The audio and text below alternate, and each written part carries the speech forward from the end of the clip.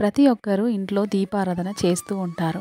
అయితే మనం ఇంట్లో పూజ చేసేటప్పుడు కొన్ని శుభ సూచకాలు ఖచ్చితంగా కనిపిస్తాయి. మనం చేసే పూజలు దేవుడు స్వీకరిస్తున్నాడా లేదా అనే విషయాన్ని కూడా సులభంగా తెలుసుకోవచ్చు. పూజలో కనిపించే శుభ సూచకాలు ఏమిటి? పూజ చేసేటప్పుడు పాటించాల్సిన నియమాల గురించి ఈ వీడియోలో తెలుసుకుందాం. మీ ఇంట్లో పూజ చేసేటప్పుడు తరచూ కొన్ని సంకేతాలు కనిపిస్తూ ఉంటాయి. ఆ సంకేతాలు ఏమిటో తెలుసుకొని మనం మంచి జరుగుతుందా లేదా చెడు జరుగుతుందా అని ముందుగానే ఊహించవచ్చు.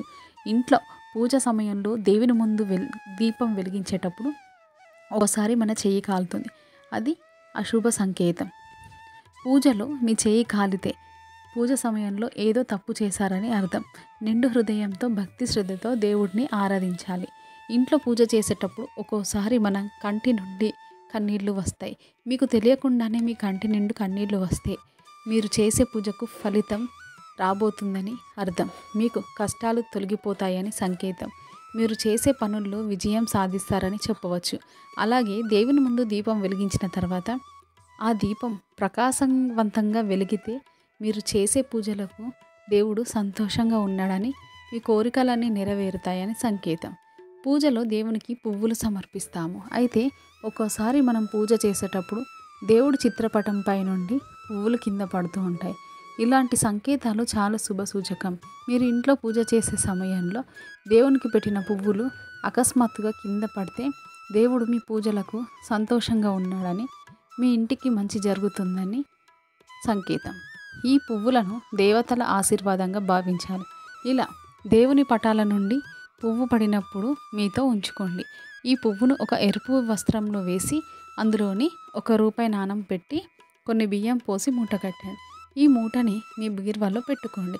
ఇలా చేయడం వల్ల మీ ఇల్లంతా ఎల్లప్పుడూ డబ్బుతో నిండి ఉంటుంది. జీవితంలో డబ్బు కొరత ఏర్పడదు.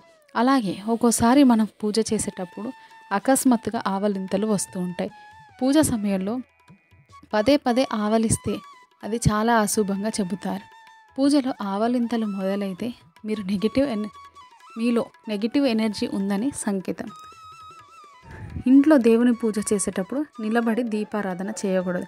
నిలబడి పూజ చేయడం అసలు శ్రేయస్కరం కాదు. ఈ విధంగా పూజించడం వల్ల మీరు చేసే పూజలకు ఎటువంటి పుణ్య ఫలితం లభించదు. కాబట్టి ఇంట్లో నిలబడి పూజ చేయకండి. కూర్చొని మాత్రమే పూజ చేయండి. అలాగే ఇంట్లో పూజ చేసే సమయంలో చిన్న చిన్న పొరపాట్లు జరుగుతూ ఉంటాయి. మనకు తెలియకుండా జరిగే చిన్న చిన్న పొరపాట్ల వల్ల అనేక సమస్యలు ఎదురవుతాయి. మనం పూజ చేసే సమయంలో అప్పుడప్పుడు కుంకుమ చేతి నుండి జారిపోతుంది. పూజలో ఉపయోగించే కుంకుమ చేజారి కింద పడితే అది చాలా అశుభంగా భావిస్తారు. పూజ సమయంలో ఇలా జరిగితే మీ భర్తకు ఏదైనా సమస్యలు ఏర్పడతాయని సంకేతం. ఇలా కుంకుమ కింద పడినప్పుడు దానిని చీపురుతో ఊడవకుండా చేతితో శుభ్రం చేసి ఆ కుంకుమను పారుతున్న నీటిలో కలిపితే ఎలాంటి దోషం ఉండదు. అలాగే అప్పుడప్పుడు పూజ చేసే సమయంలో దేవుడి ముందు వెలిగించాల్సిన దీపం పొరపాటున కొండెక్కుతుంది. ఇలా జరగడం కూడా అశుభంగా భావిస్తారు. దీపం కొండెక్కితే కుటుంబంలో సమస్యలు ఎదురవుతాయని సంకేతం. ఇటువంటి సమయాల్లో దేవుడికి దండం పెట్టుకొని తిరిగి ఓం నమః శివాయ అనే మంత్రాన్ని చదివి దీపాన్ని వెలిగిస్తే ఎలాంటి దోషం ఉండదు. అలాగే ఇంట్లో దీపారాధన చేసేటప్పుడు దీపంలోని ఒత్తులు పూర్తిగా కాలిపోతే మీ ఇంటిపై దేవుని అనుగ్రహం ఉందని సంకేతం. మీరు కోరిన కోరికలు నెరవేరుతాయని, దేవుడు ఆశీస్సులు మీ ఇంటిపై ఉంటాయని అర్థం. మీ పూజ గదిలో బల్లి కనిపిస్తే చాలా శుభ సూచకం. బల్లులను లక్ష్మీదేవి సంకేతంగా భావిస్తారు. కాబట్టి మీ పూజ గదిలో బల్లి కనిపిస్తే మీ ఇంట్లోకి లక్ష్మీదేవి అడుగు పెట్టబోతుందని, డబ్బు సమస్యలన్నీ తొలగిపోతాయని సంకేతం. అలాగే పూజ గదిలో నల్ల చీమలు కనిపిస్తే మీరు త్వరలోనే ధనవంతులు కాబోతున్నారని సంకేతం. ఇది శుభ సూచకం. మీ ఇంట్లోకి లక్ష్మీదేవి అడుగు పెట్టబోతుందని, మీ సమస్యలన్నీ తీరిపోతాయని అర్థం. అలాగే పూజ గదిలో దీపం వెలిగించినప్పుడు ఒక్కోసారి దీపం నుండి శబ్దం వస్తుంది. అలా అస్సలు రాకూడదు. దీపం ప్రకాశవంతంగా వెలుగుతూ ఉండాలి. అంతేకాని శబ్దం చేస్తూ ఉంటే మీరు చేసే పూజలో ఏవో తప్పులు చేస్తున్నారని అర్థం. అలాగే మీరు వెలిగించిన దీపం పైన పువ్వు పడితే మీరు చేసే పూజలకు దేవునికి చేరుతున్నాయని, మీ పూజలతో దేవతలు సంతృప్తి చెందారని అర్థం. పూజలో వెలిగించే దీపాన్ని అగరబత్తులతో వెలిగించాలి. పూజలో దీపం వెలిగించిన తర్వాత దీపం దగ్గర అక్షింతలు వెయ్యాలి. అలాగే దేవునికి కొట్టే కొబ్బరికాయ కుళ్ళిపోతే చాలా చెడు సంకేతంగా భావిస్తారు. కొబ్బరికాయ కుళ్ళినప్పుడు దాన్ని తీసేసి మీ కాళ్ళు చేతులను శుభ్రంగా కడుక్కొని పూజ గదిలో పసుపు నీళ్లు చిలకరించి కొత్త కొబ్బరికాయను కొట్టండి. ఇలా చేయడం వల్ల ఎలాంటి దోషం ఉండదు. వాస్తుశాస్త్రం ప్రకారం ఇంట్లో పూజ చేసేటప్పుడు పూజలో ఉపయోగించే పూజా సామాగ్రిని మీ కుడి వైపున పెట్టుకోవాలి. ఇలా చేయడం వల్ల మీ కుటుంబానికి ఐశ్వర్యం సిద్ధిస్తుంది. అలాగే పూజలో ఉపయోగించే పండ్లు, పువ్వులు, మంచినీరు వంటి వస్తువులని మీ ఎడమ వైపున పెట్టుకోవాలి. మనం నిత్యం చేసే పూజల్లో నియమాలను పాటిస్తూ మీరు చేసే పూజలకు శుభ ఫలితాలు లభిస్తాయని విశ్వాసం. పూజ చేసే స్త్రీలు ఖచ్చితంగా కుంకుమ బొట్టు పెట్టుకోవాలి. కుంకుమకు దైవశక్తి ఉంటుంది. కుంకుమ పెట్టుకోకుండా దేవుడిని పూజిస్తే అసలు ఎలాంటి పుణ్య ఫలితం లభించదు. మీ పూజ గది ఎల్లప్పుడూ ఈశాన్య దిశలో ఉండాలి. ఈశాన్యం దిక్కున పూజ గది ఉంటే మీ కుటుంబానికి అష్టైశ్వర్యాలు లభిస్తాయి. మీ ఇంటి దగ్గర పక్షి గూడు ఉంటే లక్ష్మీదేవి అనుగ్రహంతో మీకు మంచి రోజులు రాబోతున్నాయని సంకేతం. ఆకస్మిక ధనాన్ని పొందబోతున్నారని అర్థం. ఇంట్లో పూజ చేసిన తర్వాత ఖచ్చితంగా ఇలా చేయాలి. అప్పుడే మీ పూజకు పుణ్యం కలుగుతుంది. ప్రతి ఒక్కరు ఇంట్లో దీపారాధన చేసుకుంటారు. ఏ ఇంట్లో అయితే ప్రతినిత్యం దీపారాధన చేస్తారో అలాంటి ఇళ్లల్లో దేవతలు తిరుగుతూ ఉంటారు. ఆ కుటుంబంలో ఎలాంటి కష్టాలు లేకుండా ఉంటారు. దేవుని పూజకు చాలా విశిష్టత ఉంది.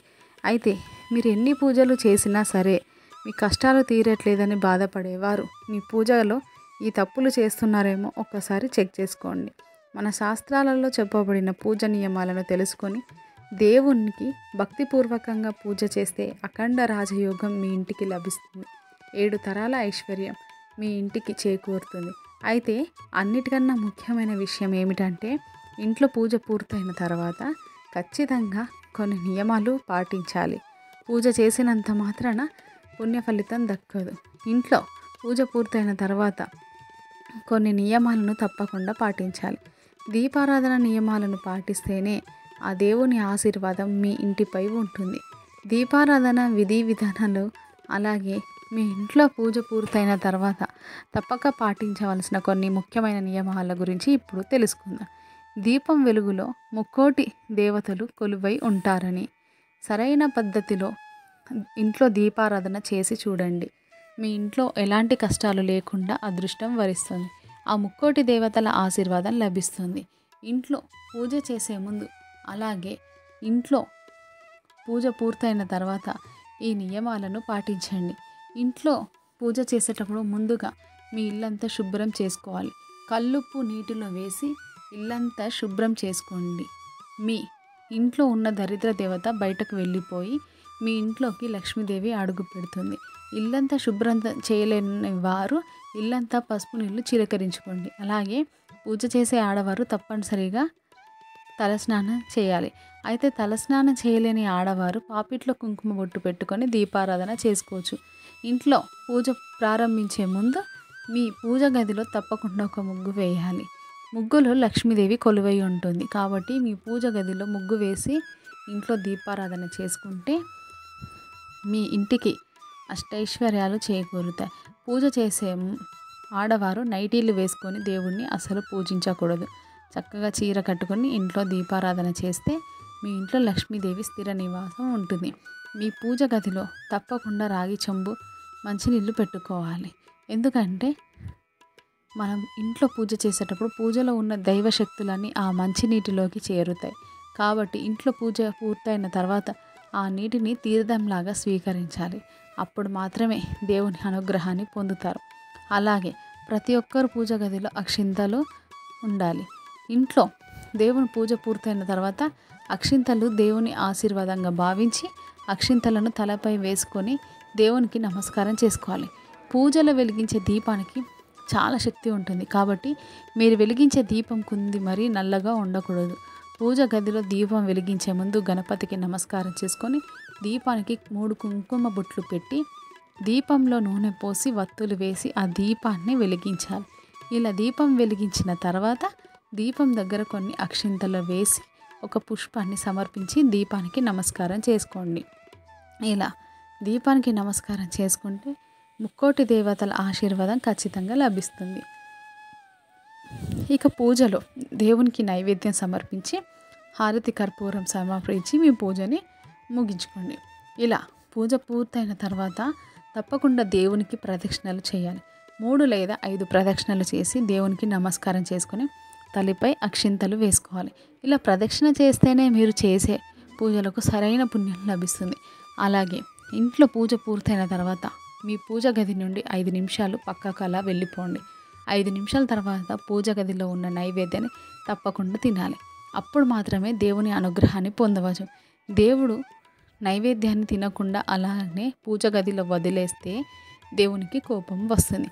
మీ పూజకు పుణ్యం కూడా లభించదు. ప్రతినిత్యం ఇంట్లో దీపారాధన చేసేవారు దేవుని పూజలో బెల్లం ముక్కను నివేదించండి. బెల్లం ముక్కను నైవేద్యంగా సమర్పిస్తే ఆకస్మిక ధన లాభాలు వరిస్తాయి. ఇంట్లో దీపారాధన చేసిన తర్వాత మీ ఇల్లంతా ఖచ్చితంగా ధూపం వేయాలి.